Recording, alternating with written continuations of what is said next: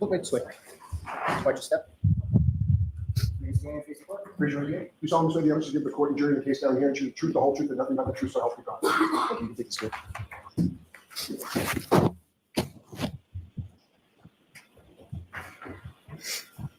Whenever you're ready, Mr. Smiley. Thank you. Good afternoon, sir. Good afternoon. First, let me just say that, just for clarification, that microphone in front of you is adjustable. You can move it up and Okay, down. cool. Good afternoon, sir. Could you please state your name and spell your last name for the jury? Yeah, my name is Andre Porto, last name spelled Porto. And what do you do for work, sir? I'm a forensic scientist too at the Massachusetts State Police Crime Lab in the DNA unit. And sir, if I could ask you just a few questions about your educational background, starting with your undergraduate work. Where did you go to school, and what, if any, degrees did you receive from that? I received a Bachelor of Science in Microbiology at the University of Massachusetts in Amherst. And then, And where did you go from there? I went to the Boston University School of Medicine and I got a Master of Science in Biomedical Forensic Sciences. And about what year was that you received that master's? I graduated 2019. And then following receipt of your master's, where did you go from there? I went to the DNA unit in the Massachusetts State Police Crime Lab. And when you joined the Massachusetts State Police Crime Lab initially, what was your title and sort of what was your duties and responsibilities with relation to that? So I joined as a Forensic Scientist 1, and that's a training position where I underwent a training program that consisted of a bibliography with multiple journal articles and textbooks, as well as conducting the lab processing on training samples. And that sort of initial work that you did as referred to as an FS1, is that correct? Yes. And that initial work that you did as an FS1, how long did you do that before you became a forensic scientist 2? Approximately, the training itself was approximately 6 to 8 months. And then within a year, I was promoted to an FS2. And when you were promoted to work as an FS2, what, if any, specific unit were you assigned to within the lab? The DNA unit. And have you essentially been with the DNA unit since that assignment initially occurred? Yes. Now, just a few questions about the lab at State Police Crime Laboratory. Is that lab accredited by anybody? Yes, we are accredited by ANAB, and that stands for ANSI, National Accreditation Board, and the ANSI stands for American National Standards Institute. And with reference to that accreditation, can you describe to the jury just a little bit about generally in terms of what goes into an accreditation of a lab from ANAB? Yeah, so this organization, ANAB, they came into our lab and they reviewed all of our protocols, ranging from facility security to the protocols that we do in the lab to staff education and training, and to make sure that we're meeting all the standards that we are being accredited to. And the lab at MSPCL, its accreditation, is it up to date at this point? Yes. With reference to yourself personally, sir, in regard to your casework, in regard to your training, are you familiar with the term proficiency testing? Yes. And can you explain to the jury what that is and sort of how often and what consists of the proficiency testing that you run? Yeah, so a proficiency test is given on a semi-annual basis, so twice a year, by an outside agency, and we don't know what the results are, and we treat it as a regular case. So we take it through the regular DNA processing, and we have to pass that proficiency test to show that we maintain our competency in whatever work that we are doing in casework. And sir, as far as the proficiency testing that you've undergone, what have been the results of your proficiency testing? I've passed all of mine. Now, sir, it may be a term that's pretty well understood, but if you could explain to the jury, at least based on your training experience, what your understanding is of a couple of different terms. And the first one, I'm going to start with DNA itself. What is DNA? Yeah, so DNA stands for deoxyribonucleic acid, and that is basically the genetic blueprint that makes us who we are. And we each have 2 copies of it. We inherited one from our mom and one from our dad, and that combination makes us unique. And with the exception of identical twins, everybody has a different DNA. And is DNA the same in every cell of a person's body? Yes, barring any rare mutations, DNA is the same. So if you take a blood sample and a saliva sample from the same person, the DNA should be the same. And what I'm going to ask you now is just a little bit about the process of DNA and how it's tested within your lab. Am I correct in saying that there's essentially 4 steps? Is that correct? Correct. And approaching sort of chronologically, one of the steps is called extraction, correct? Yes. Can you explain to the jury how it is specifically that DNA is extracted by yourself in general terms when you're testing it out? Yes, so for this extraction step, so I receive the samples, they're in small tubes, they're closed. I will add a set of reagents to it, apply heat to that sample, and that will actually burst open the cells to make the DNA available for use. when you are extracting from a sample, do you know, or is there a way to sort of measure how much DNA you're extracting from a sample? Yes. And can you explain sort of how it is that you know that? Yeah, so that's the second step that we call quantitation. And we take a small portion of that DNA that we extracted, and we'll apply a different set of reagents and run it through an instrument that heats and cools down the sample, goes through a cycle, and allows us to estimate how much DNA is extracted. Now, sir, what is PCR? PCR stands for polymerase chain reaction, and it's basically known as molecular Xeroxing, where it's making millions of copies of specific areas that you can target of the DNA. I'm sorry, I didn't mean to step over. Sorry. Is that essentially the third step that you undergo? Correct. Now, what is a STR?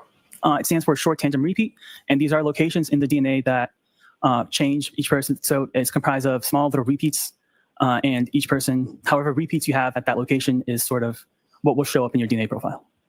Now, how is it with your work in the lab that you identify DNA fragments? It's the fourth step, where we call detection, where after we amplified the specific areas that we are looking at in the DNA, we'll run it through an instrument that will separate them out and generate the DNA profile. Now, within your work in the lab, are you familiar with terminology as far as a known item versus a question item? Yes. And can you explain what each of those mean in reference to your field and your work, and sort of what is the difference between the two?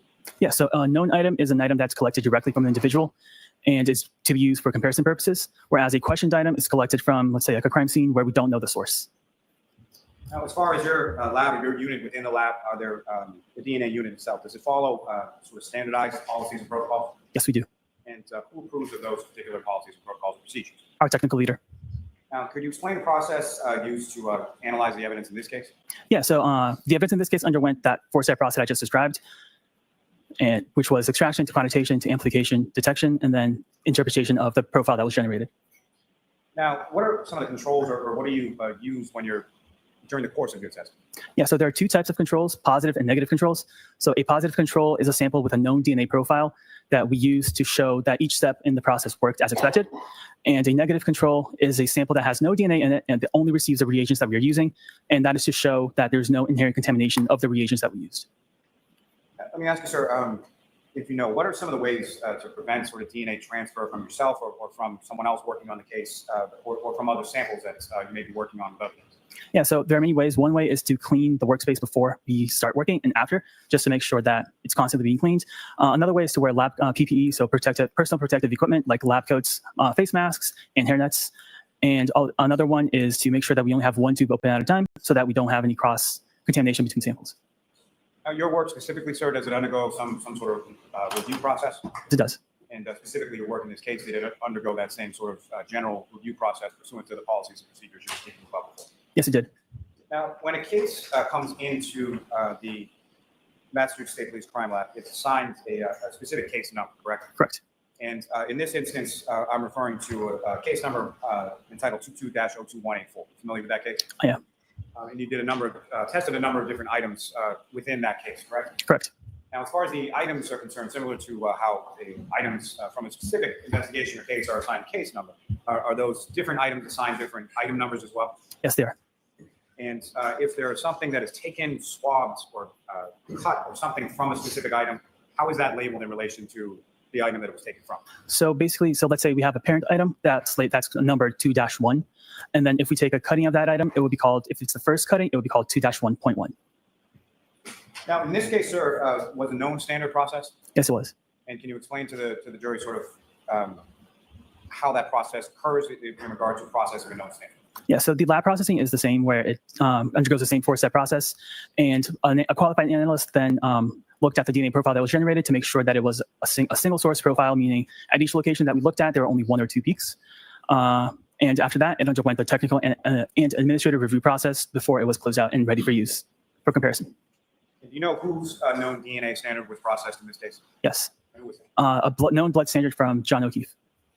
Now, as far as your involvement in this case, what was your involvement in this case? I performed the testing of the questioned items. And did you have occasion to perform DNA analysis on certain items submitted to your lab in connection with this case? Yes, I did.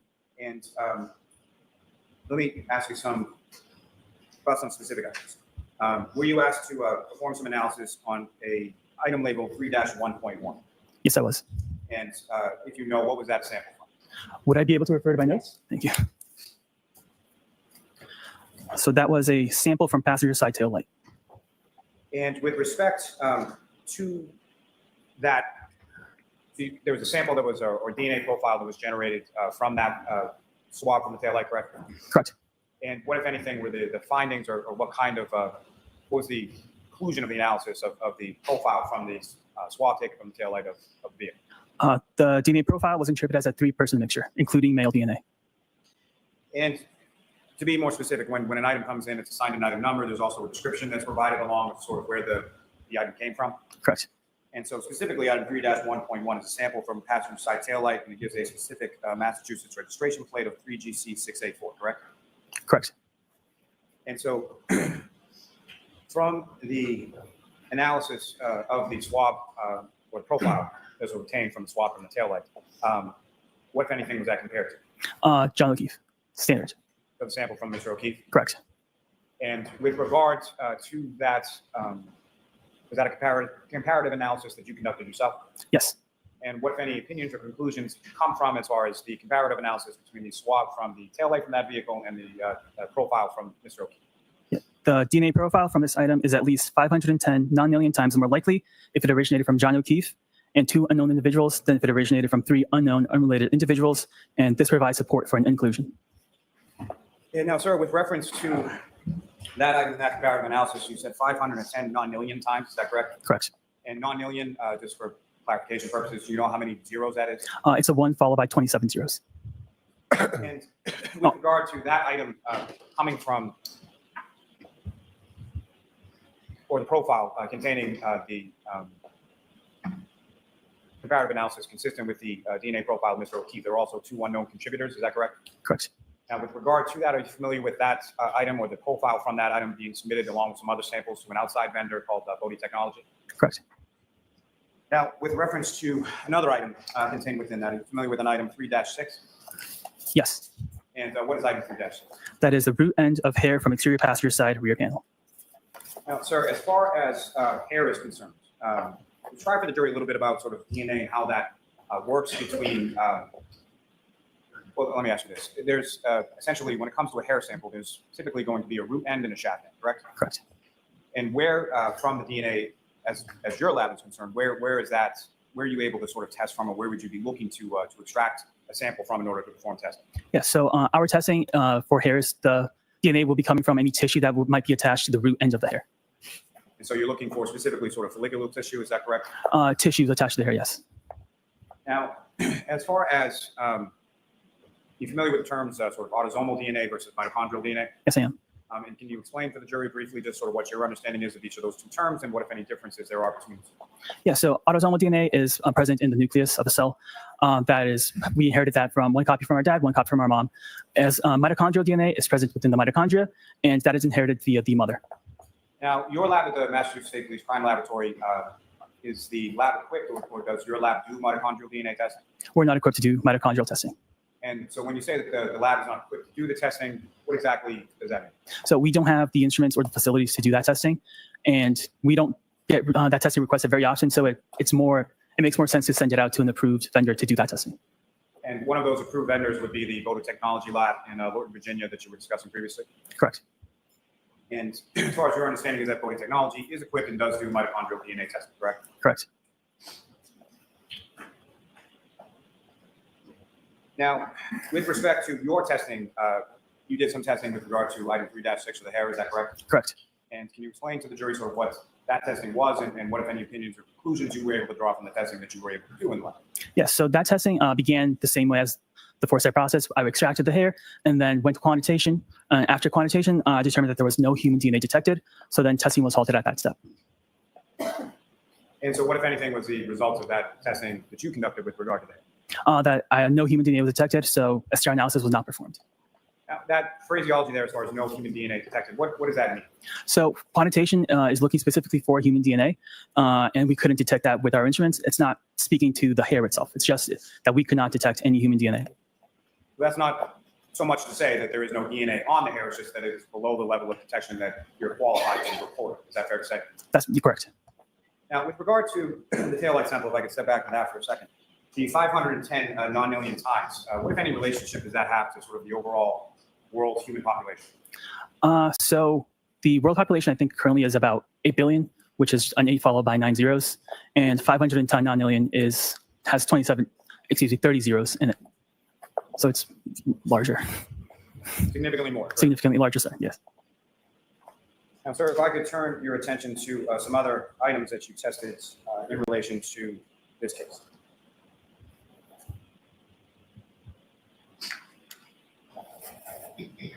And just to be clear, sir, you conducted or issued about 6 different DNA reports in regard to the testing that you conducted in this case. Is that correct? Correct. So if I could direct your attention now to the 6th report of DNA testing report number 6, that involved an item called 3-3.1. Is that correct? Correct. And what is the description of that item? Oh, I'm sorry. Got the wrong report. That is a sample from a parent glass on rear bumper. With the same mass registration plate as the tail light, is that correct? Correct. And what, if any, conclusions or opinions were you able to draw from your analysis of the testing on that particular item? So at the quantitation step for this item, insufficient human DNA was detected and STR analysis was not performed. And again, just as far as that statement is concerned, can you explain a little bit to the jury what that means as far as what your opinions or what you're seeing in regard to insufficient human DNA detected and STR analysis not performed? Yes, so we do have, at the quantitation step, we do have a cutoff, a certain value where if we detect human DNA that's below this cutoff, we validated that it's not going to, most likely not going to provide a profile that can be used. So we halt testing at that step. Now, sir, if I could direct your attention to the 5th report that you issued in this case, DNA testing report number 5. And does that sort of contain the totality of the items that you analyzed in this particular case? It does. Now, sir, if I could direct your attention to an item labeled as number 3-2.1.1. And what is the description for that particular item, sir? That is a sample from exterior of broken drinking glass. And with reference, were you able to generate a DNA profile from the swab or the sampling from that item? Yes. And what, if any, comparison were you able to do in regard to the DNA profile of Mr. O'Keefe? Yes, so the sample was interpreted as a mixture of 3 contributors, and the DNA profile for this item is at least 530 non-alien times more likely if it originated from John O'Keefe and 2 unknown individuals than if it originated from 3 unknown unrelated individuals, and this provides support for an inclusion. And so the sample from the exterior of broken drinking glass is at least 530 non-alien times more likely if it originated from John O'Keefe, correct? Correct. Now, if I could turn your attention to item 7-1.2.1. And what is the description associated with that item? That is a sample from stain A on upper right leg of jeans. And were you able to generate a DNA profile from the sample from what's labeled as stain A on the upper right leg of Mr. O'Keefe's jeans? I was. And what, if any, comparison were you able to do with relation to that profile from that sample to Mr. O'Keefe's DNA profile? Yes, so the DNA profile was interpreted as a mixture of 3 contributors, including male DNA. Contributor 1 was suitable for comparison, and due to limited information, contributors 2 and 3 were not suitable for comparisons. And the DNA profile from this item is at least 570 non-alien times more likely if it originated from John O'Keefe and 2 unknown individuals than if it originated from 3 unknown individuals. And this provides support for an inclusion. And so when you say, as far as due to limited information, contributors 2 and 3 are not suitable for comparison, what does that mean? So that just means that those contributors are very low and that any comparisons that would be done to them could not be reliable based on our protocols and validations. And so from your comparative analysis, you came to the opinion or conclusion that the sample from the upper right leg of Mr. O'Keefe's jeans was 570 non-alien times more likely than it originated from Mr. O'Keefe, correct? Could you rephrase that? With respect to your comparative analysis of the profile from the sample from stain A on the upper right leg of Mr. O'Keefe's jeans, your opinion is that it was at least 570 non-alien times more likely that it originated from John O'Keefe, correct? Sorry. What was your conclusion as it came to item 7-1.2.1? So the DNA profile from this item is at least 570 non-alien times more likely if it originated from John O'Keefe and 2 unknown individuals than if it originated from 3 unknown, unrelated individuals, and this provides support for an inclusion. Sure. Let me break from this for a second, and I just want to ask you a little bit about transfer DNA. Are you familiar with that term? Yes. And can you explain to the jury what you understand that term? So transfer DNA just means DNA that sort of transfers based on just some activity that can happen. Like if somebody touches a water bottle, they might transfer some DNA onto that water bottle. Now, from the fact that DNA is on something or on an item and it matches a profile from an individual, is there anything from that you can opine or conclude as to how that DNA was deposited or when? No, I cannot. Now, with reference to factors that may cause a degradation of a DNA sample or a touch DNA sample that's left, What, if any, are some of the factors that may affect that as far as causing degradation of the sample, or you're causing an inability for you to be able to generate a DNA profile from another? Some factors include being exposed to heat for a prolonged time and ultraviolet rays from the sun, as well as just time. It might eventually lead to sun degradation. Now, as far as items that are outside, you indicated that being hot or warm temperatures might have some effect on it. What, if any, impact will cold temperatures have? So we store our DNA extracts in a cold room. So cold temperatures could be very good to help preserve any DNA that's on there.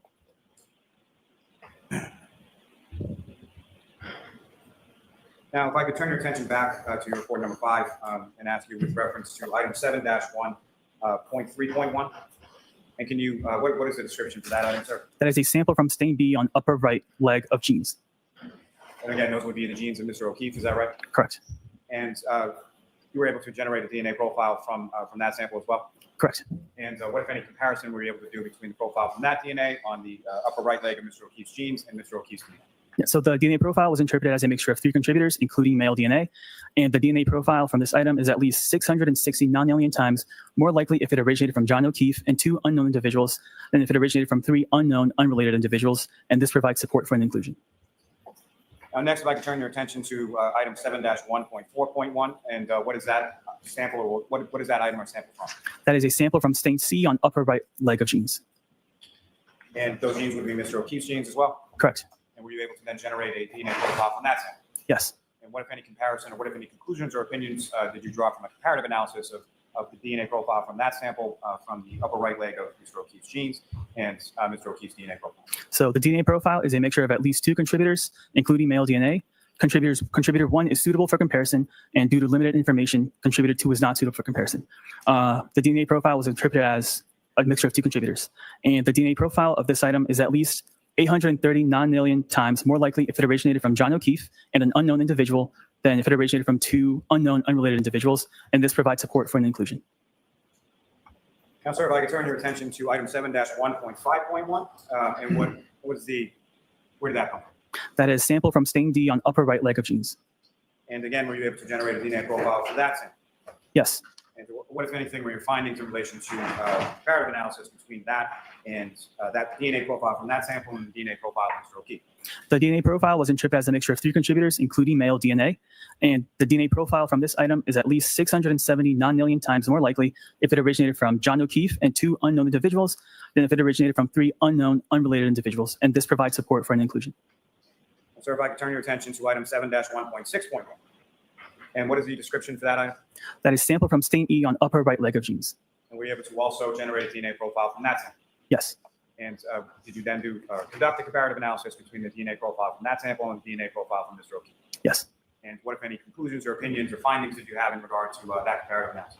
Yeah, so the DNA profile was interpreted as a mixture of 2 contributors, including male DNA. Contributor 1 is suitable for comparison, and due to limited information, contributor 2 is not suitable for comparison. The DNA profile from this item is at least 1 decillion times more likely if it originated from John O'Keefe and an unknown individual than if it originated from 2 unknown, unrelated individuals, and this provides support for an inclusion. Now, as far as that decillion, again, similar to the non-alien, how many zeros are we talking about right now? That's a 1 followed by 33 zeros. Now, if I could turn your attention to item 7-1.7.1. You familiar with that item, sir? Yes. And what is the description for that item? That is sample from unstained areas of exterior of genes. And were you able to generate a DNA profile from that sample? Yes. And similarly, were you able to then do a comparative analysis between the DNA profile from that sample and the DNA profile of Mr. O'Keefe? Yes. And what, if anything, were your findings in regard to that comparative analysis? Yeah, the DNA profile was interpreted as a mixture of 4 contributors, including male DNA. The DNA profile from this item is at least 553 septillion times more likely if it originated from John O'Keefe and 3 unknown individuals than if it originated from 4 unknown, unrelated individuals. This provides support for an inclusion. And similarly, sir, with regard to that number septillion, how many zeros is that? That is a 1 followed by 24 zeros. I'm going to ask some questions about a number of different items from 7-17. These are samples taken from an orange T-shirt as well as a gray long sleeve shirt. Is that correct? Correct. And if you could, essentially you did testing on those items as well as some fingernail clippings belonging to Mr. O'Keefe? Correct. Or sample from the fingernail clippings? Yes. Now, with regard to those items, Swabbings taken from the same from various areas of the orange T-shirt, and just in general, where were those areas on the T-shirts, the orange T-shirt to start with, that the swabbings were taken from? The top, front left of orange shirt, and front bottom right of the shirt as well, and just the back left shoulder of the orange shirt. Now, with regard to the gray long sleeve shirt, where are the areas on the shirt where those swabbings were taken from? The right sleeve, the center front, the back left, the back right, and the back bottom of right. And were you able to generate DNA profiles from each of those items? I was. And were you then able to do a comparative analysis between the DNA profile from each of those items with relation to the DNA profile from Mr. O'Keefe? I was. And what, if any, conclusions were you able to draw from that comparative analysis? So the male DNA profile was interpreted as originating from a single contributor, and the DNA profile from these items is at least 490 octillion times more likely if it originated from John O'Keefe than if it originated from an unknown, unrelated individual. This provides support for an inclusion. As far as that number is concerned, octillion, how many zeros is in an octillion? That's a 1 followed by 27 zeros. And with regard to each of those items, from the orange T-shirt, the gray long sleeve T-shirt, and the fingernail clippings, so they were taken from both the right and left hands of Mr. O'Keefe, is that correct? Correct. So that's 490 followed by 27 zeros. That would be from a single contributor, correct? Correct. Now, sir, if I could turn your attention to item 7-18.4.1. You're familiar with that item? Yes. And what is the description associated with that item? Sample from stain C on top, front gray, long sleeve shirt. And were you able to generate a DNA profile with respect to that item? Yes. And were you able to then do a comparative analysis between that DNA profile from that item and the DNA profile of Mr. O'Keefe? Yes, I was. And what, if any, conclusions did you come to with regard to that? The male DNA profile was interpreted as originating from a single contributor. The DNA profile from this item is at least 58 octillion times more likely if it originated from John O'Keefe than if it originated from an unknown, unrelated individual. This provides support for an inclusion. And with regard to that, stain from the gray long sleeve T-shirt, again, that was determined by you through your testing to be DNA from a single contributor matched to John O'Keefe, correct? It was determined to be from a single contributor, yes. Now, sir, if I could turn your attention to item 7-18.14.1. Are you familiar with that item? Yes. And what is the description associated with that item, sir? A sample from stain L on back bottom right of gray long sleeve shirt. And were you able to generate a DNA profile from that sample from that item as well? Yes, I was. Were you able to then do a comparative analysis between the sample profile from that sample versus the profile from Mr. O'Keefe? Yes, I was. And what, if anything, were your findings in relation to? So the DNA profile was interpreted as a mixture of two contributors, including male DNA. The DNA profile from this item is at least 1 decillion times more likely if it originated from John O'Keefe and an unknown individual than if it originated from two unknown, unrelated individuals. This provides support for an inclusion. And sir, I'm going to ask you, or draw your attention to item 7-18.17.1. Familiar with that item? Yes. And what is the description associated with the sample from that item? Sample from unstained areas of exterior of gray long sleeve shirt. And were you able to also generate a DNA profile from that sample? Yes. And what, if any, were you able to then do a comparative analysis between the sample profile from that sample and the profile from Mr. O'Keefe? I was. And what, if any, conclusions did you come to with reference to that comparative analysis? The DNA profile was interpreted as a mixture of two contributors, including male DNA. Contributor 1 is suitable for comparison, and due to limited information, contributor 2 is not suitable for comparison. The DNA profile from this item is at least 969 million times more likely if it originated from John O'Keefe and an unknown individual than if it originated from two unknown, unrelated individuals. This provides support for an inclusion. Sir, there are some other items from which you conducted testing but were not able to generate a profile from, correct? Correct. And specifically, I'm going to ask about item 7-3.1. That's a sample from the right instep of Mr. O'Keefe's sneaker, is that correct? Could you repeat that number again, please? Sir, if I could direct your attention within your DNA report number 5, I'm talking about item number 9.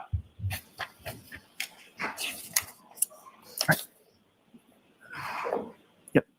And so, sir, with reference to that, what, if any, there's an indication as far as the mixture not being suitable for comparison due to the quality of the profile, correct? Correct. It was a mixture of at least 5 contributors. And so from that, as far as not suitable for comparison, can you explain to the jury what that means? Yes. So during our validations, we've only validated mixtures up to 4 contributors because we determined that once you get more than 4, like at least 5 contributors into a mixture, it becomes too complex to be able to make any reliable comparisons to that mixture. Sir, if I could direct you to item number 11 or item number 7-18.3.1 within your report. Right. Yep. And that's a stain from the gray long sleeve t-shirt top front. Is that correct? Yes, Now that is indicated as not suitable for comparison due to the quality of the profile, correct? correct. And can you explain to the jury what that means as far as not being suitable due to the quality of the profile? Yes, so during our bringing it back to our third step of amplification, where we're making millions of copies of specific locations, sometimes there might not be a lot of DNA there, and that amplification step might not amplify all the information that could be present, and the profile that's generated won't have all the information to be able to reliably make a comparison. So the information that we are able to look at is very limited, so we just do not do any comparisons because they would not be reliable.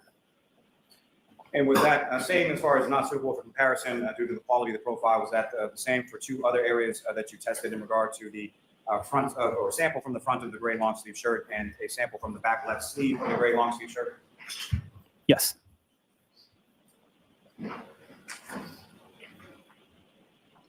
I have a moment? Yes.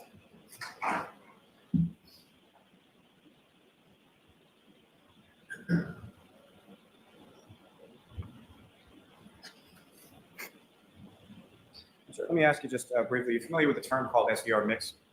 Yes. And can you explain to the jury what that is and how that is involved or how it's implicated within the test? Yeah, so StarMix is a tool that we use to basically break down complex mixtures into its individual contributors and into like a way that will best describe that mixture. And once it does that, it'll then do comparisons and calculate a likelihood ratio, which is a statistical weight to that comparison. And how does that relate to the testing that you did in this case? I used StarMix on all the samples that had comparisons done to them. Thanks, sir.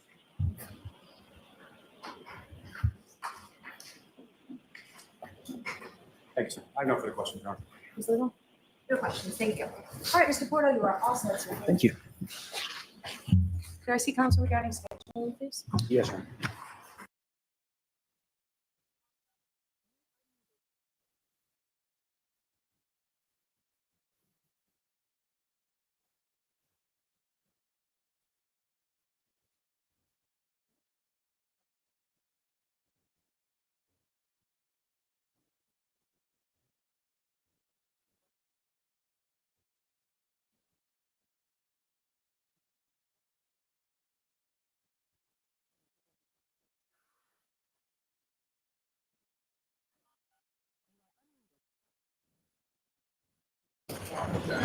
Line, please. So we're actually going to send you home today because we're on schedule, it's beautiful out, and rather than start with the witness that we'll start with tomorrow morning, it makes sense. I'm going to talk to the lawyers for a few minutes. So we'll send you home. Do not discuss this case with anyone. And just so that I'm clear, that means each other. That means any aspect of this case, any observations, anything at all. Do not do any independent research or investigation into this case. If you happen to see, hear, or read anything about this case, please disregard it. We expect a full day tomorrow, so we'll see you tomorrow. Okay? All rise for the court, please.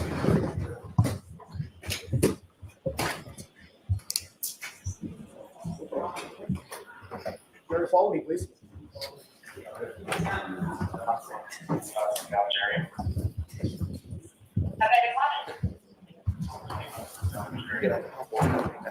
So I'm just going to ask, I'm going to talk about that now.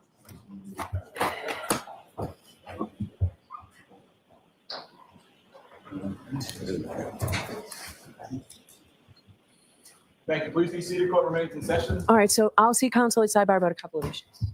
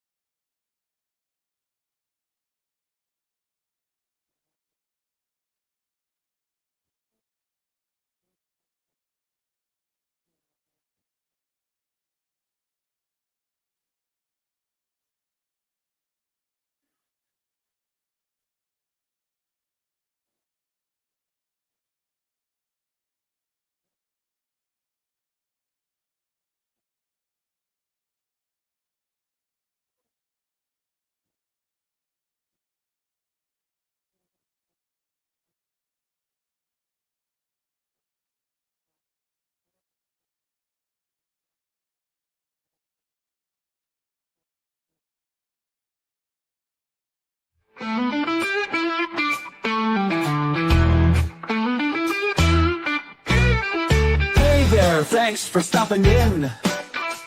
We hope you will join us again. We all look forward to next time. We get to talk about true crime. Clues. Justice served in an honest fight. True crime tales till the verdict's right. Solving more than just trivial quests, with sentences rule and the defense rests. Our true crime family is great. All types of topics we debate. Smash that like and ring that bell. Hit subscribe, you might as well.